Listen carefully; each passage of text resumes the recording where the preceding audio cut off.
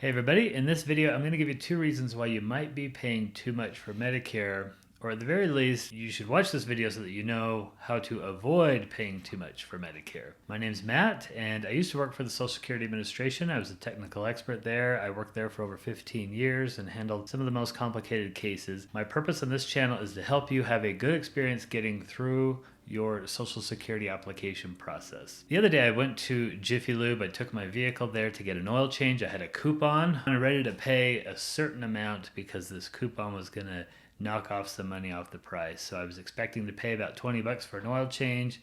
They rang me up for about $50 or $60 and asked how come, and they said, well, read the fine print, that's for cars, not for trucks, and I own a truck. So I ended up having to pay quite a bit more than I was expecting. I wasn't upset about it or anything like that, but have you ever had that happen where you're paying more than what you were expecting to pay? Well, some people that happens with their Medicare, and when I used to sign people up for Medicare, they would kind of get a little bit of sticker shock occasionally. So hopefully in this video, you can know how to avoid paying too much for Medicare. So the very first way that you might be paying too much for Medicare is that you signed up late for Medicare. Medicare Part B is the main part of Medicare that has premiums of about $150 a month. If you don't enroll at the right time for Part B, you're going to have penalties that will be attached to your premiums for life. The penalty is just that you'll be paying more money per month for your premiums. So I've done a whole nother video on the enrollment periods for Medicare Part B, but to sum it up briefly, there are 3 enrollment periods for Medicare Part B. The initial enrollment period, which is the time that you turn 65. There is a special enrollment period, which is any time while you are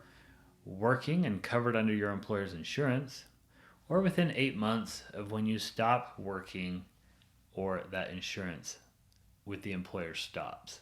And then the third enrollment period is the general enrollment period, which is January through March of each year. Some people miss the initial enrollment period because they think they're covered under a special enrollment period. They think they're working and they're covered under their employer's insurance, or they think that they meet that qualification. Sometimes they don't, though. It's really important to understand the special enrollment period. And then if they don't qualify under the special enrollment period, they'll have to sign up during a general enrollment period. For every 12 months that you go without qualifying coverage, then your premiums will increase 10%. Again, the base premium is about $150 a month. So if you end up having to pay a 10% premium on that, you're going to pay $150 plus 10%, about $15 a month. And that premium is attached for life. So let's say that you don't sign up during your initial enrollment period because you think you're qualified under a special enrollment period, and you turn 65 here and you wait 5 years to sign up for Medicare because you think you qualify, and you contact Social Security at that point and you don't qualify. You'll have 50% added to your premiums because you waited 5 years to sign up. So that'll be a pretty big sticker shock for you. You're also limited on when you can sign up, which is during the general enrollment period, which is January through March of each year. And the coverage will start in July of that year. You can't start it when you want to, and you're going to pay extra premiums. You can avoid this by enrolling in the right enrollment period. So it's really important to understand these 3 enrollment periods. Again, I've done another video on it, so please check that out. The most common problem, again, is people thinking that they qualify for a special enrollment period when they don't. Okay, if you're getting some help out of this video so far, I would really appreciate it if you would click the like button there. That's that little thumbs up, the subscribe button next to it. And then if you want to get more of my videos showing up on your phone when they get posted, click that little bell next to the subscribe button and it'll give you a notification on your phone. Honestly, appreciate any support. That really helps me spread the videos. My goal here is just to help retirees get through Social Security without making some of the mistakes that I often saw. Okay, the second way in which you might be paying too much for your Medicare premiums is something that they call IRMA. This is Income Medicare Related Adjustment Amount, I think is what they call it. So IRMA, this is a relatively recent law that Congress made. I say relative, I mean within the last decade or so. And this is essentially a tax on the rich. So basically, when you pay your Medicare premium, the Medicare premium, again, is about $150 a month for Part B. That only represents a quarter of what it actually costs to cover you. If you were paying what the premium should be, it'd be 4 times that much. But they make up for that discrepancy by collecting Medicare taxes from workers, right? When you work, you pay your Social Security tax and your Medicare tax that comes out of your paychecks. So that's kind of how they make up for that. Well, they also now make up for it by saying, well, if your income is over certain limits, then you're going to have to pay more for that Medicare Part B premium. And here's the way they do that. They look at your income from 2 years ago. So, for example, we're in 2021 right now. I'm shooting this video in 2021. So in 2019, you had income. In 2020, you would have filed the tax return for 2019, right, by April of 2020.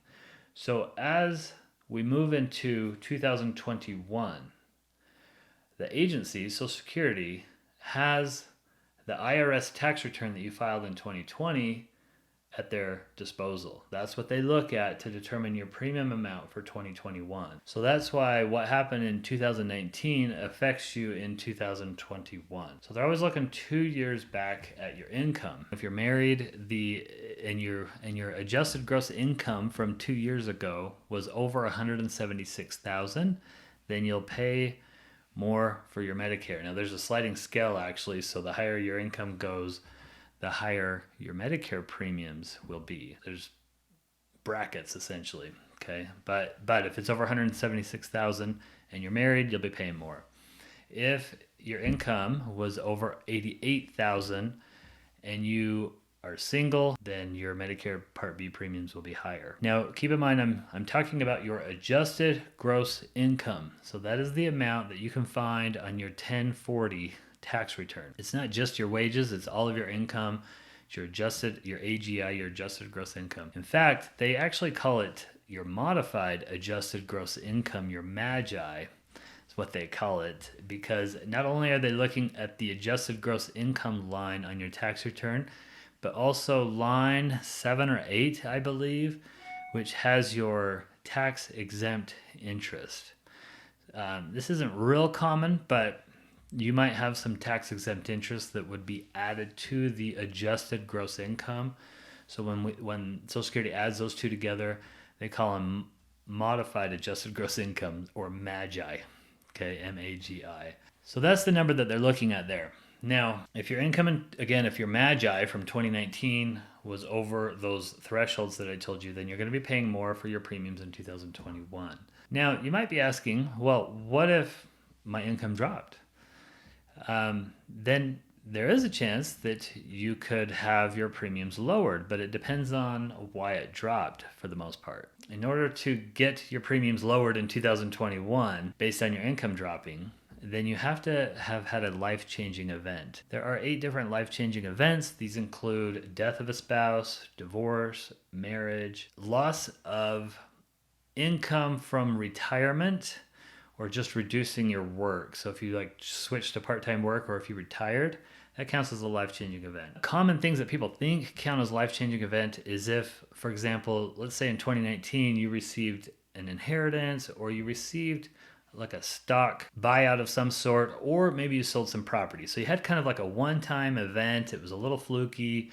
You got a windfall that one year, and you're wanting to say, hey, well, my income's not as high in 2021 as it was in 2019 because I sold off some property or I got this windfall. That rarely meets the qualification for a life-changing event. There is one life-changing event that talks about loss of income-producing property, and people often think, well, I sold some rentals or I sold some property that year. That rarely qualifies because the loss of the property usually has to be because of a natural disaster. If you had kind of a weird one-off year, it's still likely that you're going to have to pay the higher premiums in 2021, even though your income has dropped. So in order to decrease the premiums in 2021, 2 things have to be true. The income has to drop, and you have to meet a life-changing event qualification. Now, if you want to file for a reduction in premiums based on that life-changing event, you would fill out the form SSA-44. You can just Google that and find it very easily. And that form actually will show you all the thresholds that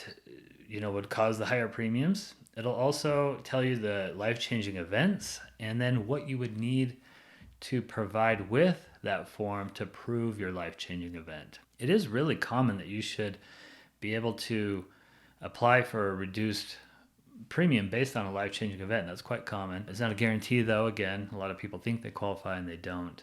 I'll do a whole nother video about IRMA and about those life-changing events in more detail. So stay tuned for that. Okay, I hope this helped you out. Really appreciate you watching. I'm developing a program right now to help you get through Social Security and through some of these issues and answer some really common questions in a real organized way. Kind of basically walk your hand through the Social Security process. So stay tuned for that, and thank you so much for watching. You take care.